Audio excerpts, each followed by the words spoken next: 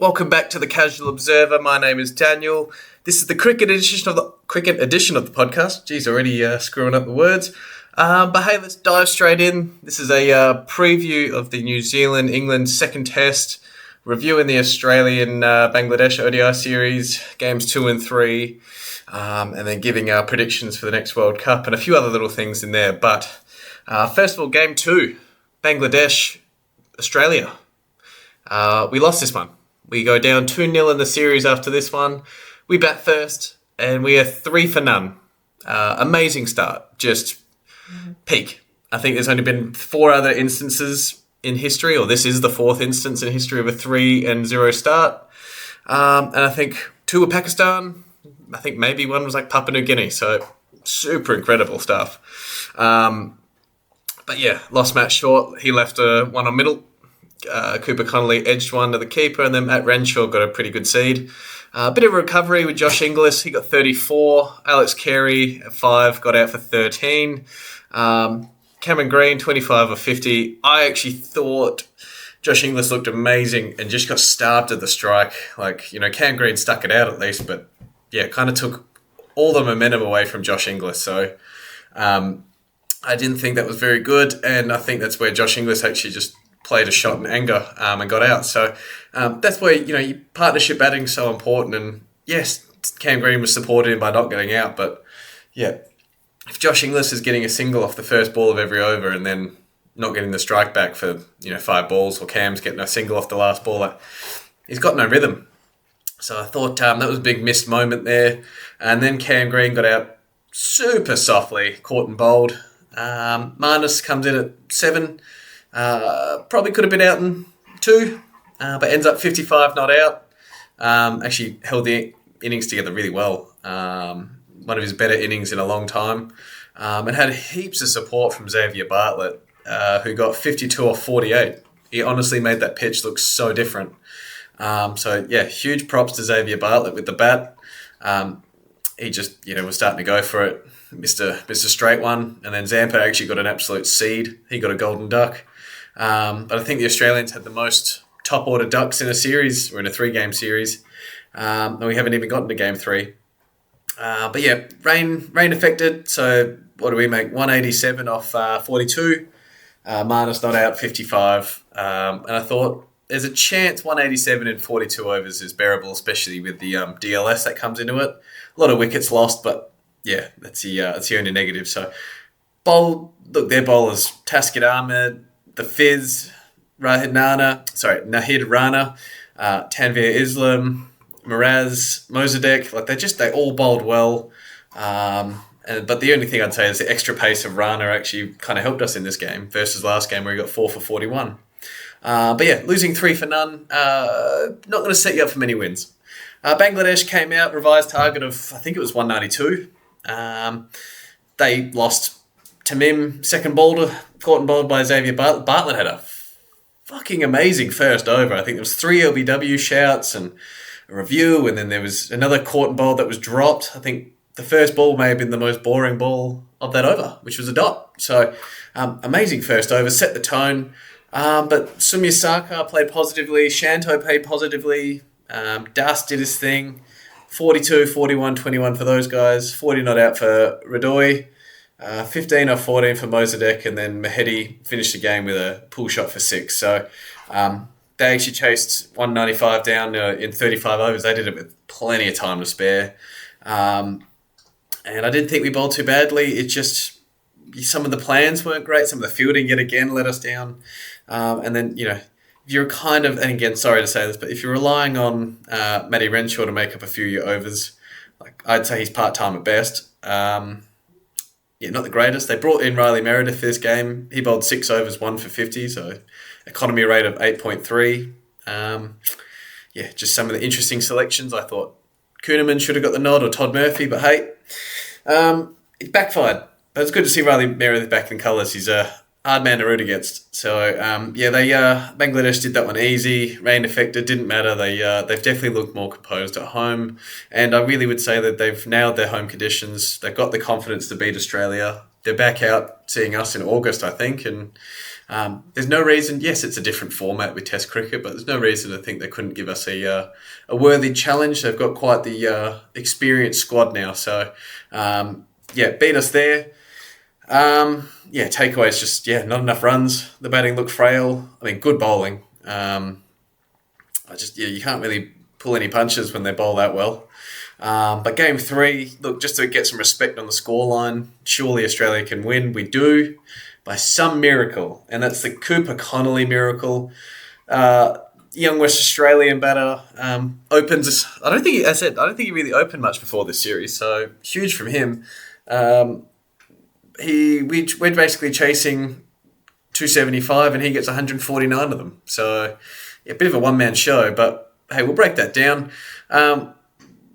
Bangladesh are batting first, and look, Sumyasaka gets 2 this time. He gets clean ripped by Xavier Bartlett. Another great start with the ball.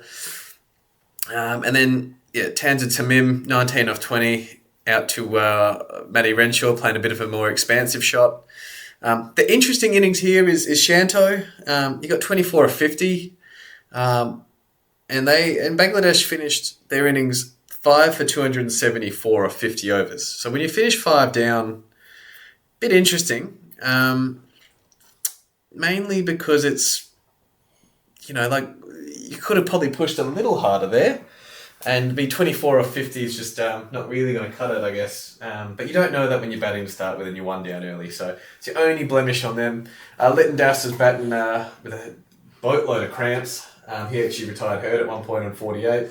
Ridoy batted amazingly, 83 of 88. Mozadek 56 or 51. But Das came back out and got himself a half century not out. Got some red inker. So well done to him.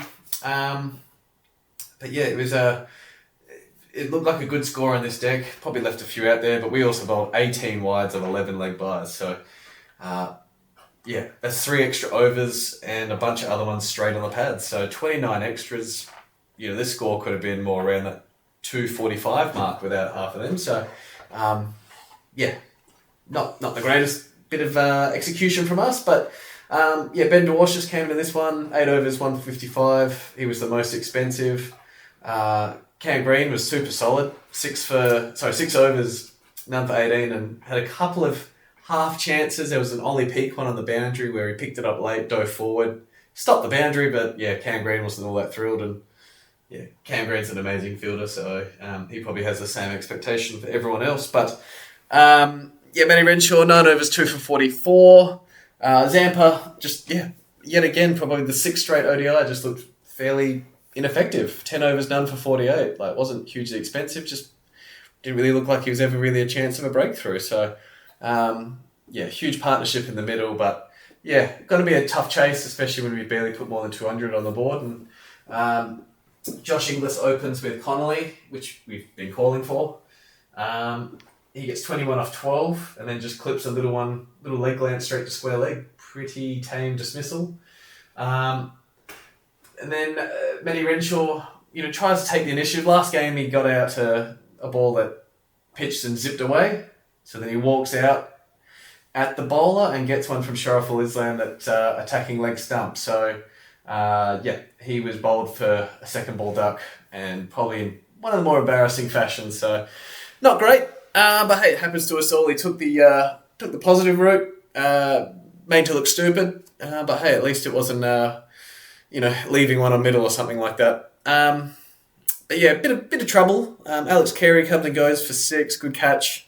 Sumyasaka basically belts this ball to short cover, and Sumyasaka just sticks the mid up and it sticks in the left hand. So great catch. Marnus Labuschagne batted really well, 29 or 45. Bit of not a silly, but just got a bit lazy with a glance down to third man that went straight to the keeper, and a great catch by the keeper. But he was batting. He only hit one boundary, I think, but was keeping it ticking along. Cam Green, 27 of 35, looked like he was finally figured out what this one-day cricket's all about. It's hard to remember that these guys don't play a lot of one-day cricket, and there's a huge disparity between your Test cricket and your T20, which is the main diet of these guys, especially in Australia. So I think it takes them a while. I remember the one-day series against England, 2 years ago maybe, and Will Jack said the same. He's like, I'm trying to figure out what one-day cricket's all about. I don't play a lot of it, so yeah, happens a lot. But he finally looked like he'd really figured it out, and then yet again caught and bowled.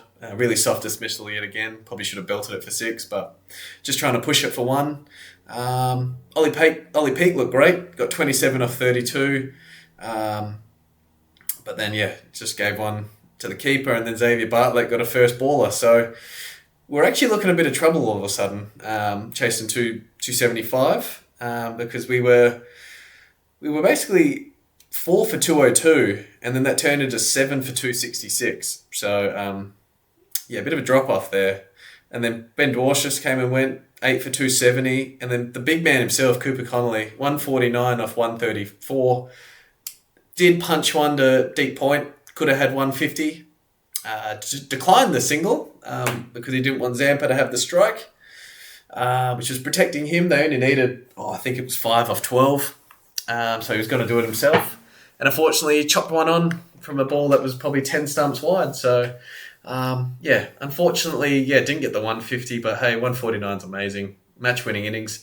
It did leave a few runs for Riley Meredith and Zampa to get, and thankfully, number 10 and 11 snuck it across the line. Zampa getting a cover drive for 4 to win the game with 3 balls to spare. So a bit of hope for our one-day side. Bowling-wise, Sharaful Islam was nearly unplayable. 10 overs, 6 for 48. The Fizz, however, was, he recovered 1 for 56 off 9, but he was going at 10s for his first 4 overs.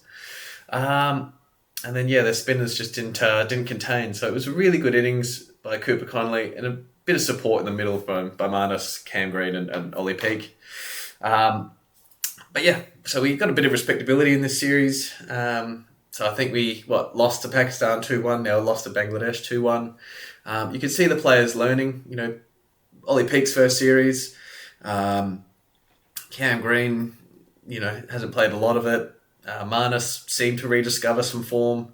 Alex Carey's the only one that really looks lost at the moment. And Josh Inglis, actually, I thought was so consistent on both tours of the white ball format. So, really good positives in that last game. But, it's just, bowling-wise, no real impact from Zampa.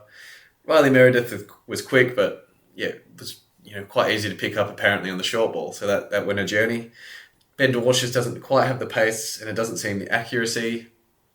And Xavier Bartlett was good in his first few overs, but disappeared. So definitely there's a cut above from the the Pat Cummins, Mitch Stark, Josh Hazlewoods of the world. But it's good to be blooding some of these players and getting them experience. World Cup squad. World Cup in South Africa next year. I've done 2 11s here. So I'd say the best Australian 11 that they could produce for the World Cup probably looks like this. So Travis Head, Mitch Marsh, Steve Smith, out of retirement. He would need a lot of talking to. Marnus Labuschagne, Josh Inglis, Alex Carey, Cam Green, Mitch Stark, Pat Cummins, Josh Hazlewood, and Adam Zampa. That's a pretty amazing squad on paper. Travis Head, Mitch Marsh, one of the most destructive opening combos in the game. Steve Smith would just anchor that innings, can go up and down the gears. Marnus, if we get off to a bad start, they're to, sew it back together, and then if not, he probably slides. Inglis, form of his life right now. Carey, always been a good one-day player, just a bit of a form slump at the moment. But would rather it here than the Test series. Cam Green, I said, starting to look like he's figuring it out and offers another bowling option. And then, Stark, Cummins, Hazlewood, they speak for themselves. Amazing records. And Zampa, who's always been a great servant for us in one-day cricket. But I did a second 11 as well. Got what do your backups look like? And I'd say you've got Matt Short, Cooper Connolly, Bo Webster, Matt Renshaw, Josh Philippi, Mitch Owen, Sean Abbott, Matt Kuhneman, Nathan Ellis, Tanveer Sangha, Spencer Johnson. So no Todd Murphy, no Riley Meredith. I'm sure I'm missing other players as well. But yeah, that's just kind of what I came up with there. So yeah, in the backup department, you got a couple of spinners there. You got Kuhneman and you've got Tanvir Sanger. Nathan Ellis, Sean Abbott, Spencer Johnson all provide very different things. You know, Sean Abbott's right arm quick, been around for a while. Spencer Johnson, left arm rapid, really good. Love him as a player, love him as a bowler. Just hasn't been on the park enough. And then Nathan Ellis, all your variations, bowls at the front, middle, end, and good leadership. So, bit of an all-rounder, but more of a batter from Mitch Owen. Philippe's a great keeper, and yeah, pretty explosive at the top or in the middle. Renshaw we've seen, Cooper Connolly's, future GOAT, and Bo Webster, great all-rounder. Probably just doesn't get enough of a respect thing because he's a bit more of a, get your pail and take it to work kind of guy, your blue collar. So, but yeah, he's got a lot of talent. He just blasted, 112 off 60 in the Vitality Blast at England. So he can definitely go through the gears, and he's batted for 3 at Tasmania, so he can bat anywhere. And I think Matt Short just had a horrendous couple of series. He's always up there in the runs for our Big Bash League. And so the white ball format suits him. It's just, had a bit of a horrid run. So, I think that's your backup 11. If I had to pick my best 11, obviously, look, I'm factoring the fact that Steve Smith is not coming out of retirement in this. But yeah, my best 11 for the World Cup, especially after the third game conditions of Bangladesh, got to factor that in. Mitch Marsh, Travis Head, hugely powerful opening combo. If they fire, I think we all remember that one dayer against South Africa in Australia before the Ashes. Marsh got 100, Head got 100, Green got 100. I think Carey got 50, and we put on like 400 as a team. And that's your best case scenario with that opening combo. So Mitch Marsh, Travis Head, Cooper Connolly at 3, Josh Inglis at 4, Matt Renshaw at 5, Cam Green at 6, Alex Carey at 7, Mitch Stark at 8, Pat Cummins at 9, Zampa at 10, and Hazelwood to round us out at 11. So you've got your big 3 bowlers. If Adam Zampa's back and firing as his usual self, a bit more threatening with the ball, first choice spinner. Carey, this lineup gives you a lot of left-right combinations as well. You're not really just all right or left-handed. It's a great mix of both. Matt Renshaw and Cooper Connolly, along with Travis Head, provide backup spin options. Cam Green with the pace. So you've got plenty of bowling there. You basically bat right down to 9. And I think it's a good experience as well because you've got a mix of young and older, more experienced players. So you can really blood your Cam Greens, your Cooper Connollys, your Matt Renshaws in and amongst that group. And look, if you're picking a few extras to kind of be backups, travelling reserves, I think most pick a squad of 15. I imagine you'll have Marnus there as a backup. I imagine you'll probably have Nathan Ellis, Matt Kuhneman, and probably, Matt Short, something like that. As I said, from our last World Cup, look, I'm pretty sure there's no chance the big 3 are missing this World Cup. So you'll still have your Pat Cummins, Mitch Stark, Josh Hazelwood. But, they weren't there this series, and it showed. As I said, Zampa not firing really hurts us in the middle overs. And, no Stoinis, no Glenn Maxwell, 2 X-Factors, 2 all-rounders, 2 great fielders. Steve Smith, gone. No Mitch Marsh, no Head. That showed it was a great opportunity for other players to have a go. But, it was from the last World Cup, definitely lost some experience in that top and middle order. So, as I said, best 11 that I can come up with. As I said, giving Cooper a chance at 3. Ever since he's joined the Punjab Super Kings and been coached by Ricky Ponting, he's gone to a new level. After watching the under 19 World Cup, he was batting 4 or 5. I thought that World Cup was all about Teague Wiley, and Cooper was more of an all-rounder, but he looks like he's just got all the batting potential in the world, and if his back's a bit sore and he's not bowling, it looks like he can actually just hold his own with the bat. So, WA producing some some real keepers here. You've got Mitch Marsh, Cooper Connolly, Josh Inglis, and Alex Carey, all from WA. So pretty good from one state, and a lot from New South Wales with Zampa, Hazelwood, Cummins, Stark. That's it. But yeah, there's plenty there. So hey, drop a comment. I'll post this on the Instagram and TikTok channel that links to this podcast. Drop any changes you would make, what you love, hate, all that. Let's just, as I said, we won't know until the selectors make this choice next year. But as I said, from what I'm seeing and reading, I'm quite a fan of that lineup, but I'm biased. I came up with it. So, not the greatest series, but we could see some positives from it. We'll move to, New Zealand, England. Apart from the turmoil that we've heard all about, which is actually crazy on review, because you think about it and you're like, these guys, Stokes and Gus Atkinson break curfew, suspended for this test match at the Oval against New Zealand, which starts tomorrow. But if you think about it, you're like, hey, they just won a test match. Are they not allowed to celebrate? They're kind of off the clock. I know why there's a curfew, but I don't know. We're grown men. If they're drinking during the test match, fair enough, have a curfew, maybe no alcohol. But yeah, after the game, you can't really have a curfew if they're, after the game, I don't think. And, what are you going to do if they're on holidays and they stay out past 11 with their wives and kids? You're going to ban them then as well? I don't know.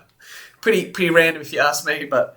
so I think it might be a bit hard done by on Stokes and Gus's behalf on review. And as I said, still want Stokes around for the Ashes next year, just to watch him and just to see what he can offer. So, unfortunately, England have had to make some changes. We'll get into that. But first, Kane Williamson retiring effective immediately. He's not playing for the rest of the series. Played his game at Lords, got 0 and 18. And couldn't get his name on the honours board and called it a day. Unexpected. I thought maybe at the end of the series or maybe the end of the Australian series later in the year when they tour here. But no, just done. So I guess the fire no longer burns for him. The passion to get better every day. Done. It's a shame that we won't get to see him, but hey, hell of a cricketer. Definitely the best New Zealand batter, a great leader for New Zealand, 16th all-time in total test runs all-time. So, I can't reiterate all-time. That's huge from New Zealand. It's a pretty small country compared to, Australia, India, these nations. So, he's done it extremely well. And piled on a shit ton of those runs to start his career. I would say he's probably barely played in the last 2 or 3 years. So, he's only 35. He's played for 16 years at this level.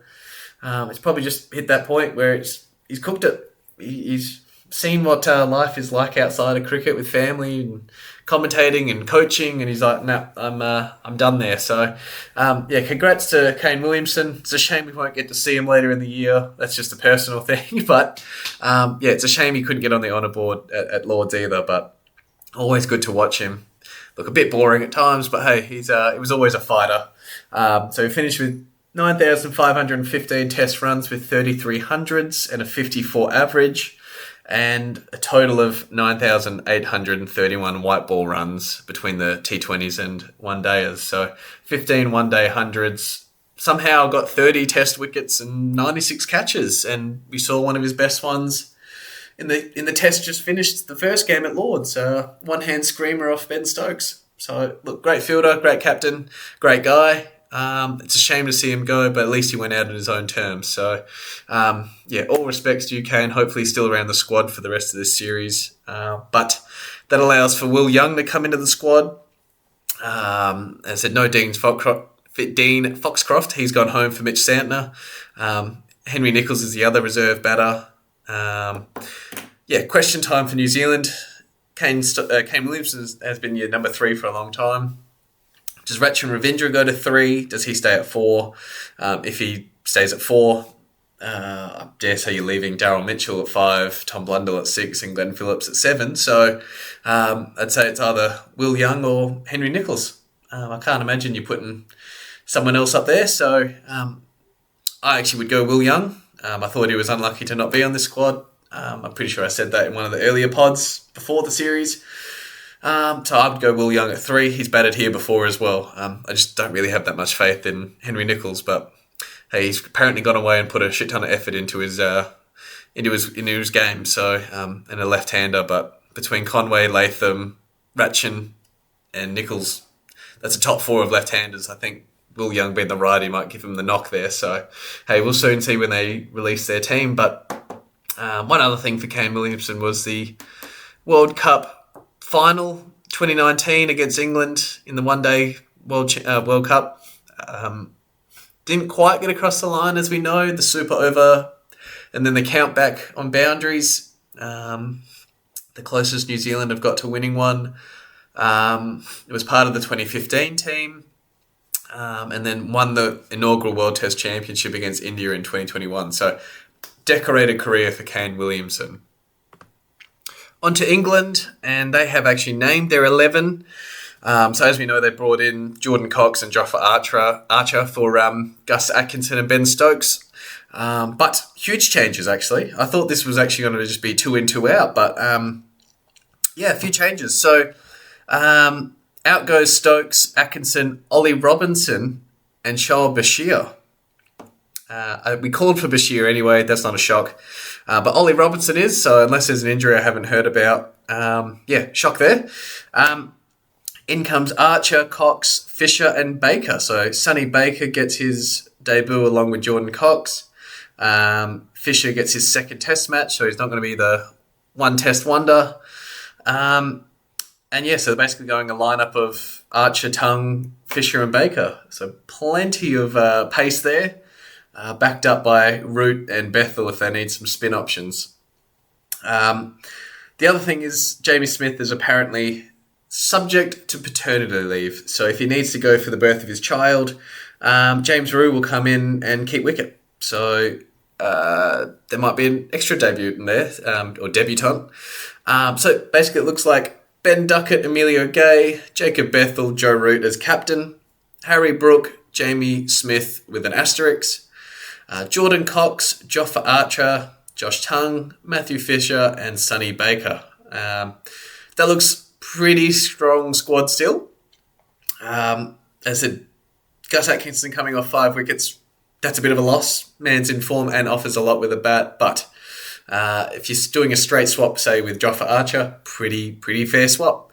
And then they've also, Jordan Cox in for Ben Stokes. So it's upset the lineup a little bit and the balance of the team, but look, Shoaib Bashir didn't bowl a ball in the first game. I actually think this looks better on paper. The Ollie Robinson missing is a big loss because he would have taken Matt Fisher's place. So they've got 2 real speedsters in Baker and Archer, and then Tongue and Fisher, offer 2 different things, but looks solid as hell. Big workload, I dare say, at the Oval. That's flat as all buggery. But if you're just looking at that lineup, I mean, you're saying pretty quickly that it's probably going to be Archer and Tongue with the new ball, Baker as a bit of an enforcer, and Fisher to bowl a boatload of overs. It'd be interesting to see why Ollie's not playing. But batting-wise, probably going to come down to James Rue and Jordan Cox. I don't think Rian Ahmed was really in the spot, especially after his most recent game for the Leicestershire, however the fuck you say it, Foxes.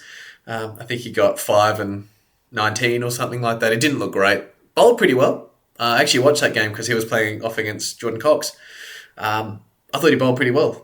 He ended up with, 4 for, couple of drops, one off his own bowling. That was a pretty tough one. Had Jordan Cox dropped on 140 at cover. That was a pretty simple one. So I thought he looked pretty good with the ball. But batting-wise, he was batting at 3, but didn't look great. I was going through watching a lot of the county games. Obviously, we already had Surrey and Hampshire done, and that's the game where Dan Lawrence just went berserk, 218 and 101. The Oval is his home ground, so again, he's super hard done by. I'm sure he could have quite easily slotted in at number 7 here for England, but hey, it happens, man. It's this England management seems to kind of write you off once you've had a go. So depending on your name, if it's Zach Crawley, they'll keep coming back to you. But I don't know. That's the only one I'd have an asterisk around. But Jordan Cox, as we said last time, ever since his 86 off 29 in the 100, loved the cut of his jib. I thought wasted on the bench for RCB. And then he walks back into this game against the Foxes, and they are 2 for 8 when he walks in on the day one, and it's been rain affected, it's overcast. They're scoring at like 1 and over. Dean Elgar's gone. I think it's Paul Walter's already gone. I could be wrong, but he looked amazing. He honestly looked like he was batting on a different pitch, which is half the reason I think he got the nod at number 7. I think certain players really look different, like make the game look easy and look like they're playing on a different pitch, different field. And he literally looked like that for his 204. I can't tell if he punched one to the keeper or if it just came off his arm, but didn't look all that thrilled to be given out. So, when you're watching the county game, it doesn't have all the fancy cameras, so it's didn't really get a clear one on that one, but I think he was just disappointed to get out. The broadcast said he probably needs 250 to get selected, and 204 was enough, which is, hey, on that pitch, when you basically outscored Leicester Show, or however the fuck you say it, by himself, he was a cut above. So great selection, very positive. I think he'll do so well as long as the tail doesn't flop on him. But he's so aggressive as well. He reminded me of Harry Brook a lot of moving around the crease, a lot of initiative. But looked so at home with his game and looked like he was in no trouble compared to everyone else. And he even went through a period when he's batting with Critchley, where he was barely getting any strike, didn't throw it away, patient, calm, bided his time, and then went on the attack again. So I think there were all the signs England were looking for to pick him. Ended up with a 100 off 73 and 204 off 202 or something like that. So he's definitely no slouch with the bat. And if you've got a middle order of Joe Root, Harry Brook, Jamie Smith, and Jordan Cox, if they're all rolling, you will rack up the runs very quickly, really without having to play any baseball. So that's a great selection.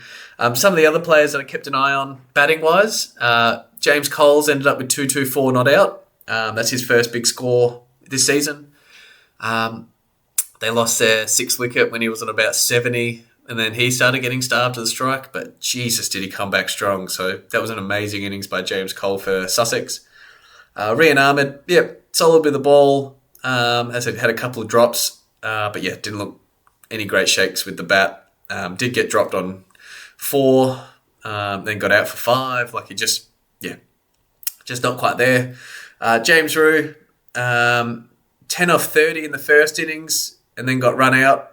The hit back to the bowler and it comes off the bowler's fingers. So wouldn't say he did much wrong. So he was very truly well and truly in the mix for this game. But I think when a bloke gets 204 and makes that pitch look very docile, it's hard to walk past him. So I love that battle there for that spot.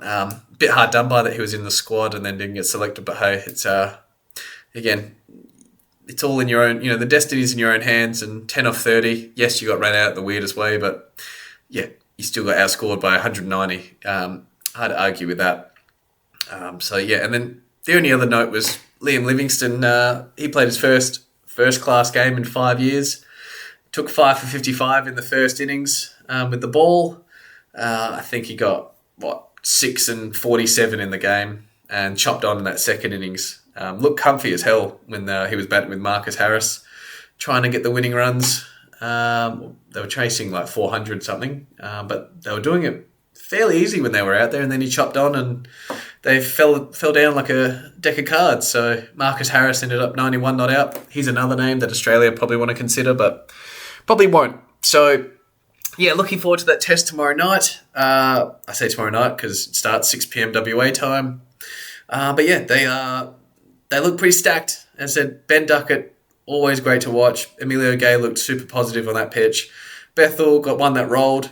Who cares? Looked good. Did get dropped, but hey. Joe Root needs some runs.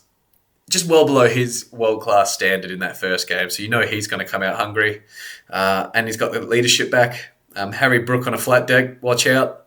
If Jamie Smith plays, he looked really good in that second innings and then got one that rolled. Watch out. If it's James Rue, man on debut, that's going to be fighting with Jordan Cox. That's enough motivation right there. Obviously Jordan Cox in great form. Just been learning from like Virat Kohli and company at RCB. So, I mean, they probably thought about this where they're playing, flat deck, the form and the batters they have, and said, look, if Jofra Archer has to bat 8 for us when he was batting like 11 in the Ashes, so be it. So you can technically say England have 4 number 11s if Jofra's at 8, but I think Jofra's, no mug with the bat. He had a few, lifts up the order playing for, was it Rajasthan? And so, I thought he's no mug, he just needs to concentrate. So I think he can bat a little bit. Josh Tongue can bat a little bit. Not really sure what Matt Fisher and Sonny Baker are offering with the bat, but with the ball, shit ton of pace. Good luck, Jamie Smith. And then, hopefully Joe Root and Jacob Bethel aren't required too much with the ball. But I don't expect New Zealand to change their squad too much, apart from maybe Will Young coming in for Kane Williamson, and maybe Ben Sears coming in for who knows, someone. I thought all the New Zealand bowlers did really well. Obviously not heavy workloads because of the rain and how short this game was with the Lord's pitch.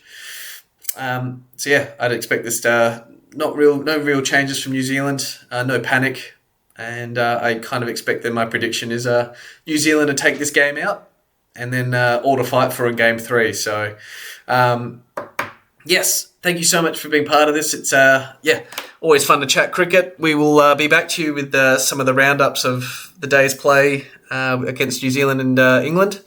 But in the meantime, as I said, let us know what you think of my predictions for the World Cup in the one-day side for Australia. It's always plenty of cricket going on. There's the Women's T20, which Australia got underway very well against South Africa. England got underway really well as well. So, look, plenty to chat about, plenty of county.